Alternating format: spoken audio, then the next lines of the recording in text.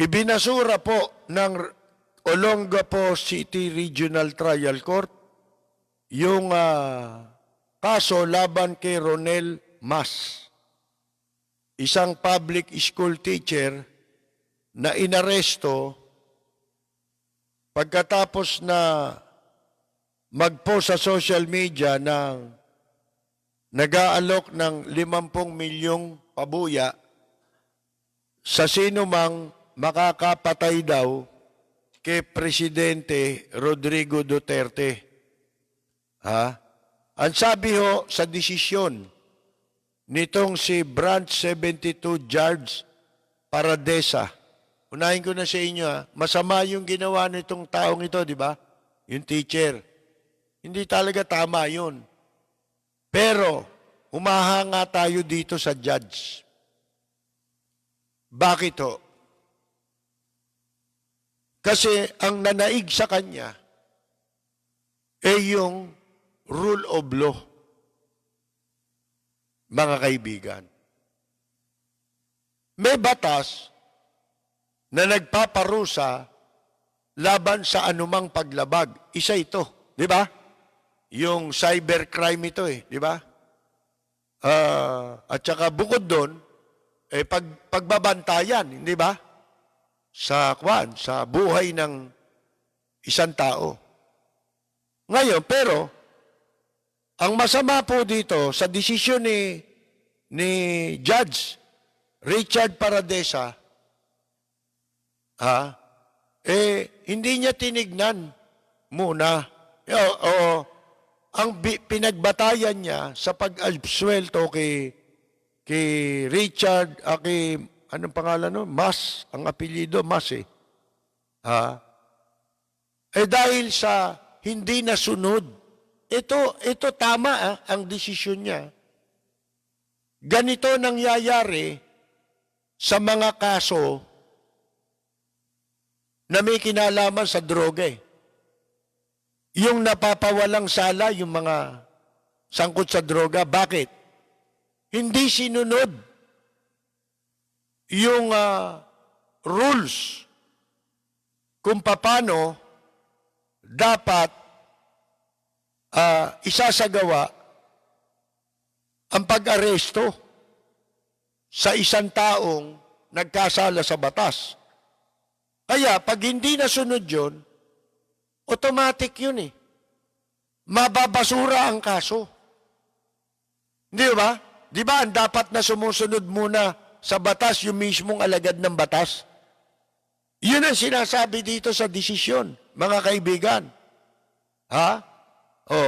Pinawalan sala ng hukuman, hindi dahil sa wala siyang kasalanan, kundi dahil sa kapabayaan ng mga humuli sa kanya. Ang masama, lumalabas sa pagkataranta nitong mga NBI agents na sipsip sa administrasyon na gustong makapwesto siguro, mga kaibigan, basta na lang sila. Nila inilagay ang lahat ng batas sa kamay nila. Pwede mo namang kasuhan yung nagkasala gamit ang tamang proseso. Hindi nila ginamit yun. Binaliwala nila. Akala nila, makakakutsaba nila siguro sa pagbaluktot ng batas yung mga hukom dito sa Pilipinas. Mga kaibigan, lahat ng hukom. Hindi lahat yan kamukha nung judge na sino yun sa Maynila? Si Reynalda Estacio. Mga kaibigan, yung nag-convict sa Rappler. Hindi naman lahat ng hukom ganun May mga matitino, kamukha nito.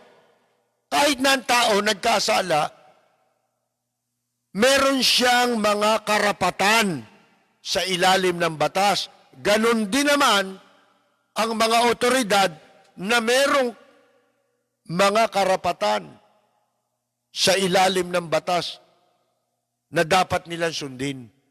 Di ba? I-observe. Sa kaso nito, ano ginawa?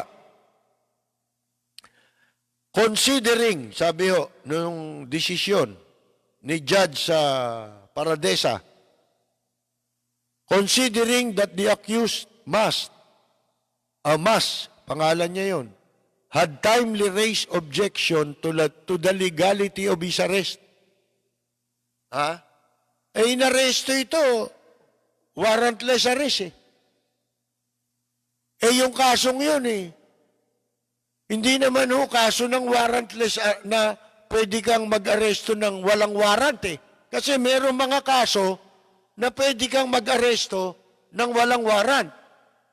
Halimbawa na doon, yung in progress yung crime. Hindi ba? O kaya yung isang tao nakita mo na gagawin yung krimen. Di ba? Pwede mong arestuin yun. Nasa aktong gagawin na niya yung krimen. Pwede mong arestuin yun nang wala kang warrant of arrest. Ito hindi pwede. Hindi naman ito. Sinasabing, hindi ito kasama sa mga ganong kategorya ng kaso. Mga kaibigan, itong cyber libel. Kaya, di ba yung sa Taiwan, naging katawa-tawa tayo, nakakahiya. Ganyan pala yung mga yan. Ako alam niyo ba tingin ng ibang bansa ngayon sa atin? Ang tingin sa atin, kayo mga Pilipino, wala naman kayong gobyerno Yan ang sinasabi. Sa Saudi, nagtambak ang mga patay. Nakababayan nating OFW, hindi inuwi. Kundi nagsalita yung hari. Sa Taiwan, isipin mo, imbes na proteksyonan mo yung OFW, gusto mo, pauwiin dito ng walang proseso? Meron daw kasong cyber libel? Wala naman silang kasong cyber libel. Paratang pa lang, mga kaibigan. Dahil sa pagpopost. Kaya sabi ng mga taga-ibang bansa, bakit? May gobyerno ba kayo? Wala naman kayong gobyerno. Mga kaibigan. Kaya ito, dismiss. Nakita ninyo? Sino mali? Yung mga humuli. Sabi nung korte, the NBI inadvertently committed some lapses along the way, detrimental to the constitutional rights of the accused. Marami silang pagkakamali na ginawa na labag sa karapatan nung akusado sa ilalim ng saligang batas. Kasi ang pinakamataas na batas, konstitusyon mga kaibigan. Ang sabi ng hukuman, the post made by a certain Ron Prince. Ito na yung post na inilagay sa Twitter. Ang pangalang gamit Ron Prince, na nag-aalok ng 50 milyon na yun nga mga kaibigan ay although yung po talagang masama at mapaghamon dahil binabaliwala nito ang lawful authorities, ang mga alagad ng batas, at and disturbs peace and order.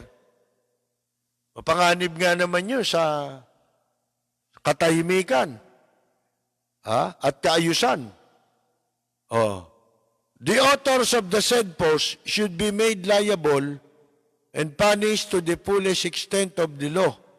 Dapat yun daw talagang sumulat niyan, yung si Mas, talagang dapat siyang maparusahan to the fullest extent of the law. Pero, mga kaibigan, however, sabi, the MBI should have observed the rules.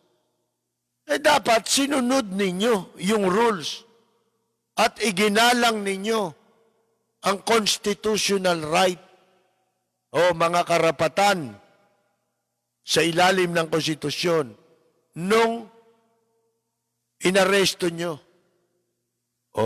na nag-post sa social media. Mga kaibigan, even the worst criminals, sabi nung judge, have constitutional rights too. Meron din sila niyan mga kaibigan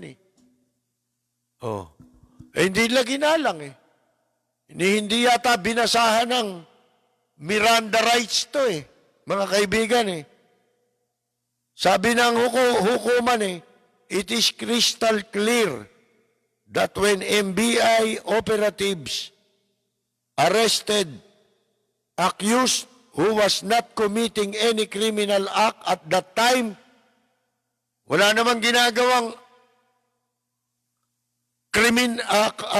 aktong nasa gumagawa ng krimen, yung tao nung kanilang inaresto. The operative, sabi ng judge, already violated the right of the accused against illegal arrest. Ayun. Ang liwanag Yun yung sinasabi natin kanina, ang warrantless arrest, pwede mo lang isagawa yan ng sino mang otoridad kung naaktuhan mo yung tao na gumagawa ng krimen. Mga kaibigan, yun lang, doon pa lang, nilabag na ninyo ang kanyang constitutional right.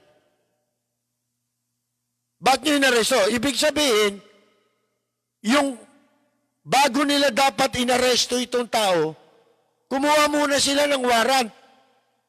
Paano kayong kukuha ng warrant kung wala naman kayong complainant? Yung pa pinagtataka natin dito Walang complainant to Kumuha lang sila ng testigo na sinasabi nila kakilala ito. At alam na yung ginagamit na pangalan sa social media, siya rin yun. Mga kaibigan, mabuti na lang may mga ganitong judge. Ang nakakatakot marami ngayon baluktot. Kita ninyo yung babae rito sa Maynila, di ba? Yung humatol sa Rappler, convicted. Mga kaibigan. Pero sabi pa nga dito sa balita it is thus safe to conclude, sabi ng judge that the arrest of accused is unlawful, labag sa batas yung pagka-aresto sa kanya. And evidence gathered as consequence of said unlawful arrest. Yung mga ebidensya na nakalap na may kaugnayan sa kanyang sa pag-aresto sa kanya is inadmissible in evidence. Pati yung ginamit nila na ebidensya laban doon sa akusado,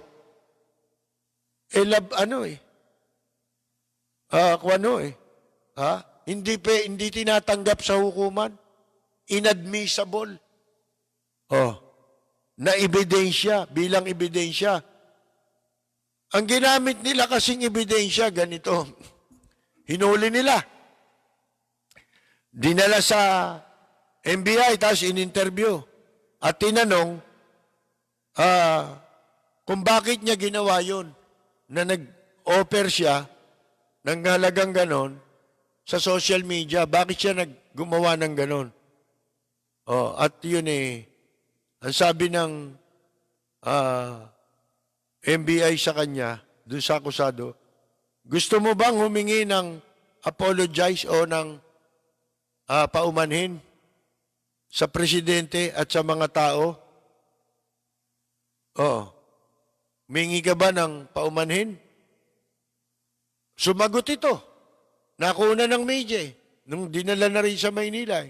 Sabi, sorry po, ako kay presidente at nagawa ko yung tweet na yun Hindi ko po intention yun. Ha? Sabi ho niya, hindi niya raw intention. Ito pinalalabas ito pala ginamit na ebidensya laban sa kanya. Yung sinabi niya na hindi ko intention yun, humihingi ako ng paumanin, ng sorry. Yun ang ginamit. Hindi pwede yun eh. Dapat, nakasulat yun. Di ba? Ni walang abogado yung tao nung kinukunan ninyo ng statement. Di ba? Di ba, bago ka nga arrestin, babasahan ka nung Miranda rights di ba? Yung, you have the right to remain silent. Ha? Anything you will say, will be used against you. Mga ganon, di ba? Mga kaibigan, proseso yun eh. Hindi pa yun. Walang ginagawang krimen nung arestuin nila. Kasi matagal lang nakapos yung nauna niyang ginawa. At nung gawin niya yun, wala naman yung mga pulis dun eh. Yung NBI dun eh. Dumating na lang ilang araw, di ba? Hinanap muna siya. Hindi niya na ginagawa yung krimen. Tapos nang mangyari ang krimen. So, inaresto mo, illegal. Dapat nga sila kasuhan ngayon eh. Di ba? Yan ang nangyayari.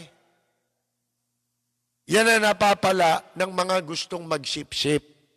Nagpapalapad ng papel, mga kaibigan. Kahit labag sa batas. Ang daming gumagawa niya sa kaso ng droga, di ba? Kaya yung mga kasong droga, nababaliwala. Di ba, may procedure. Paano mo hulihin yung drugs? Ano gagawin mo? Halimbawa, nahuli mo. Meron niyang proseso eh. Kailangan, i-inventaryohin mo yung ebidensya. Sa harap ng kinatawan ng DOJ, di piskal yun, di ba? May kinatawan ng media, may barangay official. Yun, kailangan yun. Pagka isa ron nawala, baliwala na yung kaso. Ito naman mga pulis,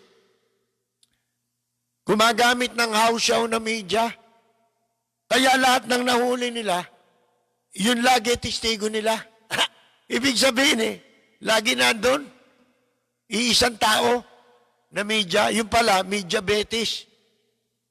Hindi pala, media-medyahan lang pala yun. Siguro nagpagawa ng ID sa recto yun, ng media, mga kaibigan.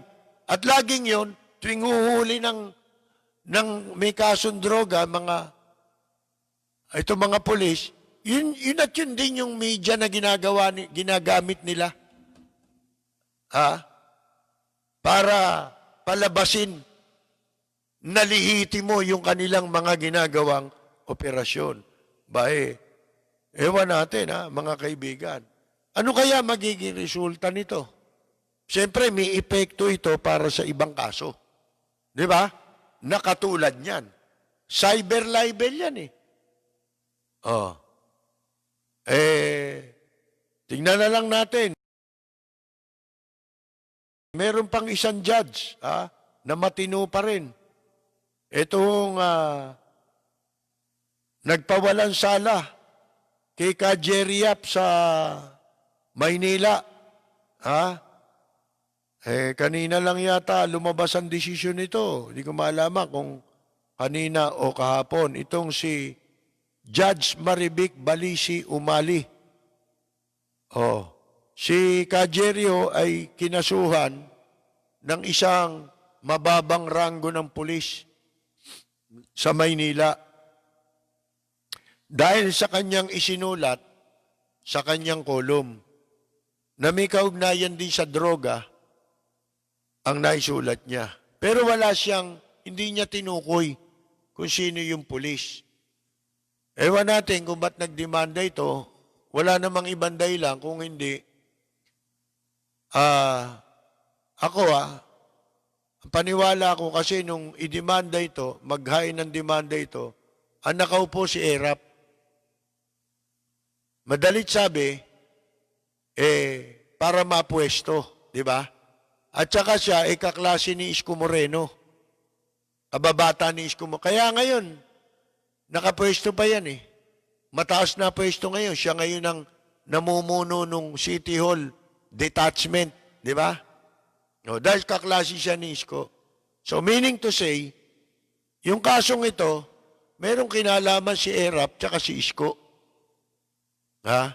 Katulad din ng kasong libelo, laban sa akin tsaka kila ka Jerry.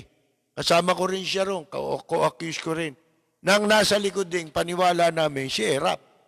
Di ba? Kasi noon kami lang ang hindi masuhulan ni Erap ng pera eh. Lahat ng dyaryo nasuhulan eh. Miiyak nga raw sila, Arnie. Sabi, ano ka ba? Lahat ng media, na ano mo kaya mo naayos mo Bakit yan dalawang yan, di mo maayos? Mga kaibigan, nagtaka pa sila, Arnie. Inaway pa si Erap ganun talaga ang buhay. Kaya nga sinasabi ko sa inyo, kaya ngayon tinanin nyo, wala masyado makapiyak.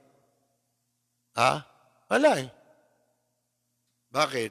Kasi iniiwasan nila, baka may masagasaan sila Baka meron tayong nadali ritong naghatag sa atin, pagkatapos ingat na ingat sa issue. Ang daming iniiwasan di ba?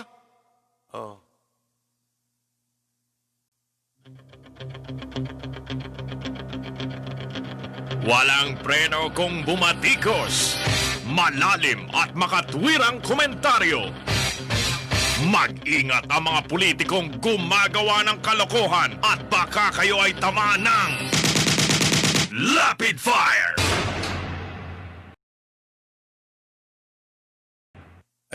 Asan ba tayo kanina? Ito yung judge, na nag-acquit din kay Ka Jerry Yap. Si Judge Marivic Balisi Umali, sinulat niya sa kanyang desisyon. Ang sabi niya, words which are merely insulting are not actionable as libel or slander per se. And mere words of general abuse, however opprobrious, ill-natured or vexatious, whether written or spoken, do not constitute a basis for an action for defamation. Ito, Officer Ibay. Ito pangalan nung nagdemanda. Si Rizalino Ibay yata ang pangalan ito Is a public official. Ito ang diin. He is young and has a bright future as a police officer ahead of him. As a public officer now, and then, he will be criticized and praised for every action he takes. He could even be hailed to court for his action or decisions. Indeed, he cannot please everybody. Yun yung sinasabi natin. A public office is a public trust, di ba? Ang sino man ay accountable sa taong bayan. At hindi ka makakaiwas na mabatikos ka.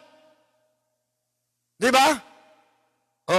Mga kaibigan, a public officer must not, ito yun pinakamatindi. A public officer must not be too thin-skinned o balat sibuyas, di ba? Hindi dapat maging balat sibuyas ang mga opisyal sa pamahalaan. Kaya nabanggit natin kahapon si Mayor Lim, di ba? Si Mayor Lim ang isa sa mga public official na marunong gumalang sa karapatan ng kahit sino na pumuna. At mas gusto niya. Di ba? Kasi doon sila dapat nagbabase ng kanilang ginagawa. Nalalaman nila kung meron silang kamalian o wala. Halimbawa, katulad si Mayor Lim noon, gustong-gusto niya. Binabatikos mo yung mga nakapaligid sa kanya. para nalalaman niya kung merong gumagawa ng kalokohan sa kanyang administrasyon. At ako rin nagsasabi sa inyo, napatunayan na namin to sa maraming pagkakataon. Pagka nabanata namin ang isang public official na si Mayor Lim ang nagtalaga, agad niyang pinatatawag ito at pati ikaw na nagsulat, patatawag ka para sa harap mo. Kakausapin niya kung may katotohanan itong mga isinulat nitong kaharap mo ngayon.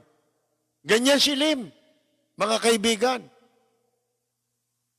At sabi ko nga sa inyo, may pagkakataon, yung mga polis, sabi ni Mayor Lim, ayoko sa inyo na mababalitaan ko kayo, nagdidemanda kayo ng libel mga kaibigan, baka akala ninyo, ito. Ang sabi nga kasi may mga desisyon na yan Bustos, yata yan Ano ba yun? Kalimutan ko yung president case na yun na madalas ginagamit yan sa kasong libel. A public office must not be too thin-skinned. Yung balat sibuyas, hindi dapat balat sibuyas ang nasa public office with reference to comment upon his official acts sa mga pagpuna sa kanya, sa kanyang tungkulin, sa pagtupad niya ng tungkulin. Only thus can the intelligence and the dignity of the individual be exalted. The public officer may suffer under a hostile and unjust accusation. The wound can be assuaged with the balm of a clear conscience. Basta malinis ang konsensya mo, walang dapat na maging dahilan para maging balat sibuyas ka sa mga pagpuna sa iyo bilang isang sa pagtupad mo ng iyong tungkulin bilang isang public official. Hindi ka dapat maging balat sibuyas. Pero sa paggawa ng kalokohan, makapal ang muka, di ba? Walang preno kung bumatikos. Malalim at makatwirang komentaryo. Mag-ingat ang mga politikong gumagawa ng kalokohan at baka kayo ay tamaan ng Rapid Fire! Ito naman, ayun yung sinasabi ko sa inyo. Di na pahiya si ERAP. Wala na yung pagsisipsipan mo ngayon. Siyempre, magkasama nung gawin itong demandang ito, magkadikit pa si ERAP at saka si Isko kaklase niya si Isko, kababata niya. Mga kaibigan. Ngayon, nasa likod niya si ERAP. Kasi maraming nagsisipsip sa kanya. Ang gagawin, para mabigyan ng pwesto, kami ang gagamitin. Ito, yung bumabanat sa inyo, dinimanda ko ganun ba? I-promote yan. Kumbaga kay Willie, bigyan ng jacket yan. Di ba? Ganun yun Ito naman, si Luxi naman, nakakala mo kung sinong magaling. Ito, mga nag-uunahan para makapagsipsip, Ang ginagawa nilang accomplishment, yung pambabastos kay Vice President Leni Robredo. Katulad ni Locsin at marami pang iba riyan. Sabi ba naman kay Vice President Robredo, please stop complaining, Anya. Kanya magreklamo. Dahil doon sa sinabi ni Vice President Leni Robredo na kinu-question niya yung mga polisiya ng administrasyon sa pagtugon laban sa coronavirus. Totoo naman Hindi ba, ang nagsabi na nga niyan si Dr. Liatchon, di ba? O ba't si Liatchon, di mo nasabihan yan? Paano? Walang ano ron. Hindi mapapansin ang loyalty mo ron. Dito mapapansin, di ba? Makapagpapakita ka rito ng loyalty. Pero ang masama, sino ka ba? DFA secretary ka lang eh. Sino yung pinagsasabihan mo? Ha? Vice President. Iyan ba, wala bang karapatang magsalita si Leni Robredo? Yun ang tanong ko sa iyo. Naturingan ka, journalist, ang yabang mo kung makapag-journalist ka. Akala mo, ikaw lang ang journalist sa Pilipinas eh. Daig mo pa si Jose Rizal eh. Tsaka si Plaridel eh, kung makapagsalita ka eh. Kulang na lang, sabihin mo, sila Rizal, hindi journalist yan eh. Ikaw lang eh. Ngayon, Vice President yan eh. At si Leni Robredo ba walang karapatang magsalita? Kung nakikita niya mali. Totoo naman yung sinabi ni Leni. Totoo yung sinabi ni Liatchon na walang sense of urgency. Katunayan ha, yung mga nakikinig sa atin, 1 buwan at kalahati bago sila nagdeklara nagpatupad ng paghihigpit. Mayat maya natin sinasabi, ipatupad nyo na. Ipasara na ninyo mga eskwela. 1 buwan at kalahati yun. Di ba ibig sabihin, wala kayong sense of urgency? Yun ang katunayan eh. Mga kaibigan, ito pa sabi stop complaining, please. Pati yata kasi yung bakit military ang ipinadala ron sa Cebu. Umiikot, may tangke pa nga eh. Diba? May APC pa eh. Hindi naman makakaluta sa COVID yun. Wala namang kaugnayan yung tangke tsaka yung sundalo sa COVID. Bakit yun ang umiikot dun sa ano?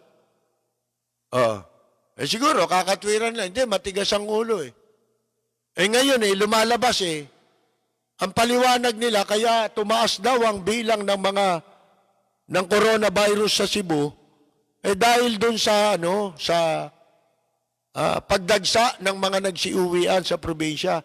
Kita mo na, sino ba nag-implement na pwede nang umuwi? Di ba kayo ang nagpatupad nun? Nagkaroon pa nga ng programa kayong balik probinsya? Pagkatapos lumaki, sino may kasalanan? Yung publiko? Yung umuwi, yung sumunod. Sumunod lang eh. Di ba? Nung wala, hindi naman sila umuwi. Kasi wala naman masasakyan. Sabi nyo, pwede nang umuwi. O di umuwi. Ngayong umuwi, lumaki bilang. Sino may kasalanan? Di ba kayo? Kaya nga sinasabi natin, kung gusto ninyo, hanggang 2022 na lang yan. Higpitan nyo na. Total naman ang mga Pilipino, matiisi naman yan eh. Tignan nga natin kung hanggang saan ang hangganan ng pagtitiis na kayang matagalan ng mga Pilipino. Wala namang magagawa yan eh. Mga Pilipino, walang mga buto sa gulugod ang mga Pilipino. Walang backbone. Mga kaibigan, kita ninyo yung mahihirap. Ulo na lang ng tuyo ang kinakain. Hindi pa mabitiwan para ipaglaban ang kanyang karapatan. Para ipaglaban ang bansa laban sa mga dayuhan na incheck. Ulo na lang ng tuyo kinakain Pagkagising sa umaga, unang kalaban, almusal Wala nang maalmusal Hindi pa rin kikilos yan. Kaya gawin nyo na 2022. Sagarin nyo na. Hindi na kami lalabas. Huwag na kaming magpapasok ng mga anak namin sa eskwela. Ani namin yan. Kaysa naman mahawa kami dyan. Di ba? wag na rin kayong pumasok. Mga anak ko, magtatrabaho, wag na. Magtanim na lang tayo. Di ba? Mga gulay-gulay. Oh, bil tayo ng kalahating kilong baboy. Tambakan natin ang gulay. Di ba? Oh. Hanggang 2022, gawin nyo na yan. Para wala na kayong sisihin. Pero pag hindi nyo na napababayan, hindi nyo nasupil yung COVID-19. Kami naman paniwala namin Nagdududa na nga yung iba. Gusto nyo nga, lumaki bilang yan Di ba? Oh. Eto nga, sabi ni Locsin, please stop complaining. Sinasabihan, ka magreklamohan niya.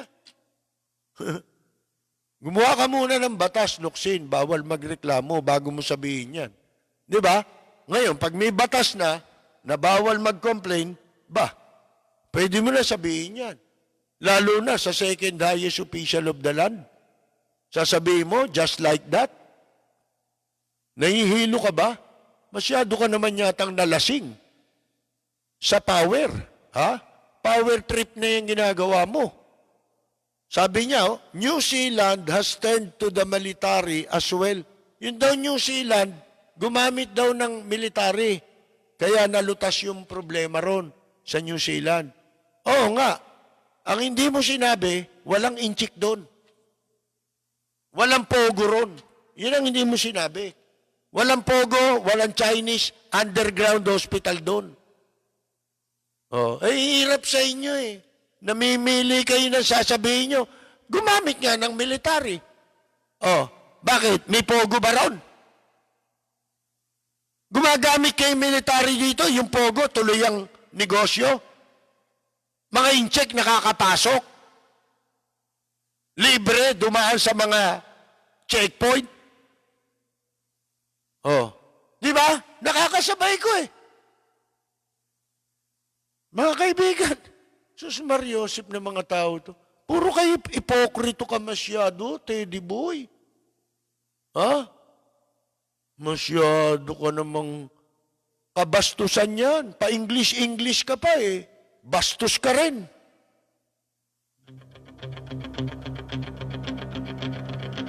Walang preno kung bumatikos.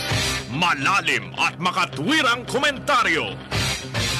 Mag-ingat ang mga politikong gumagawa ng kalokohan at baka kayo ay tamaan ng Rapid Fire! Kung sa bagay, sabi nga natin, habang binabastos nyo si Vice President Leni Robredo, yun nga yung pagkain, nagpadala si Vice President Robredo sa mga ospital, di ba? Nung nabalitaan nila, ayaw nila merong merong ibang gagawa. Para wag maghanap ang publiko. Para hindi sabihin ng publiko, bakit si Vice President Robredo napadalang kaming pagkain? Bakit itong administrasyon hindi? Yan. Iniiwasan nila mangyari yan. At ang masama, binababoy si Vice President Robredo na nagdala raw doon ng panis na pagkain. Nalason daw yung kumain. Kinailanong ospital sa Quezon City. At wala ron si Vice President Robredo. Nagpadala siya. Hindi naman niya kailangang tumulong na dumisplay doon, di ba? Tsaka pangalawa, delikado yun. Mga kaibigan, babati-bati muna tayo. Meron pong nagdiriwang ng karawan ngayon. Binabati natin si Engineer Dino Cruz na nasa Dubai, United Arab Emirates. Engineer Dino Cruz sa Dubai, United Arab Emirates. Siya po ay kaisa-isang anak na lalaki ni na Joel at Lourdes Cruz ng San Diego, California. At binabati din po natin sa kanyang 81st birthday ang mami ni Eden Cruz Payumo na si Ginang Mimi Payumo. Nasa Amerika din po ito eh. Happy birthday po kay Engineer Dino Cruz sa Dubai, United Arab Emirates, at kay Mami Mimi Payumo na 81 years old na po. At dahil birthday po nila ngayon, narito po ang ating pagbati. Para sa nagdiriwang ng kanilang karawan, happy birthday, ang bati ko, ang bati namin sa iyo. Nawa ay lumigaya ka.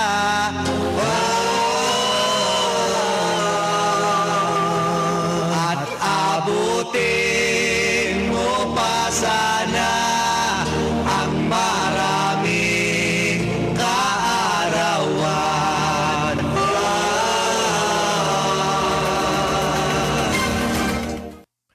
At mga kaibigan, siguro sa ibang araw, ipunin natin ang pangalan ng mga tao na naging bayani. Hindi man sila frontliner, pero may malaking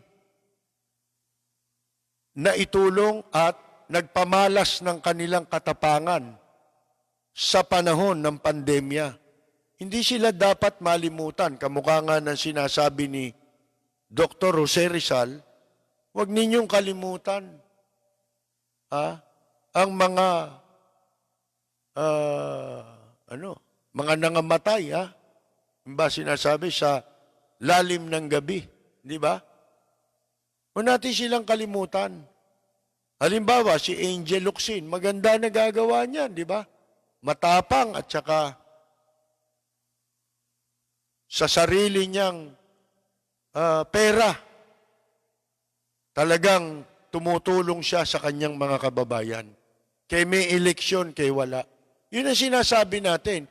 Kaya yan, tumakbo man sila sa politika, may karapatan yan. Di ba? Na kumandidato. Sino iboboto mo? Yung biglang susulpot, wala namang ginawa. Kung hindi mangangako, ito po gagawin ko. Pag ako nanalo. Papatayawan ko kayo ng tulay. Sumagot yung isa, wala ho kaming ilog dito. Mas magaling, niya. Papatayo ko yung tulay, tapos papagawa tayong ilog. Mga kaibigan, yun ang wag natin silang kalimutan. Mga nakikipaglaban sa karapatan ng bansa natin, ito'y sa harap ng panganib. Lea Salonga, diba? Angel Locsin, Larry Gadon, hindi kasali. Mga kaibigan, nasabi ko lang, kaya ako tinatalakay yan. Para matuto yan, di ba? Salita lang ng salita Hindi muna pinag-iisipan ang sinasabi.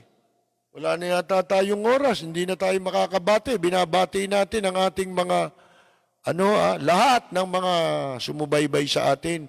Pasensya na kung hindi po tayo makababati ngayon. Yung ating mga katropa, unang-una binabati natin sina Arlene Mon Barrias ng Amsterdam, Jorge Beichong ng Tokyo, Japan, Ella Samson Albiar, Rosita DC, Joel Diaz ng Italy, at saka si Carolina Luge sa Italy rin. Si Andres Bonifacio ng Michigan, Raul Villanada, si Carol Torres Brihiño, Carmela Torres Balcos, Susana de los Santos, sino pa ba? June de Valencia, isang mahusay na singer-actor.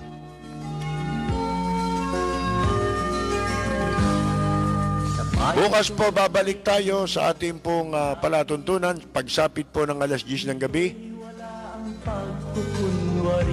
Ito po si Percy Lapid. Maraming salamat at magandang yumaga!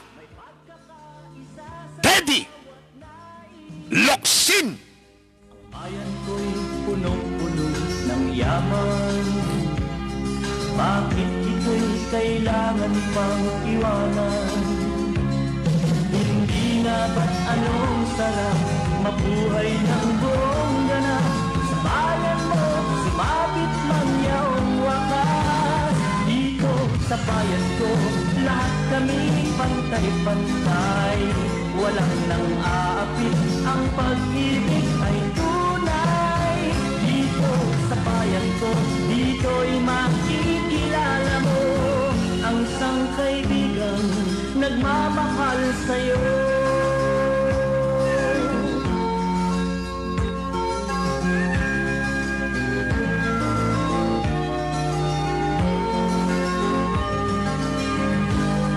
Ang bayan ko'y punong-puno ng yaman.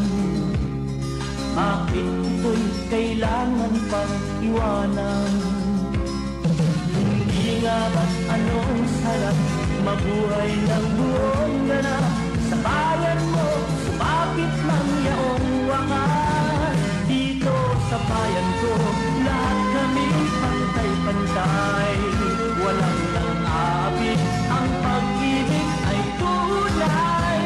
Dito sa bayan ko, dito'y makikilala mo ang mga kaibigang nagmamahal sa'yo.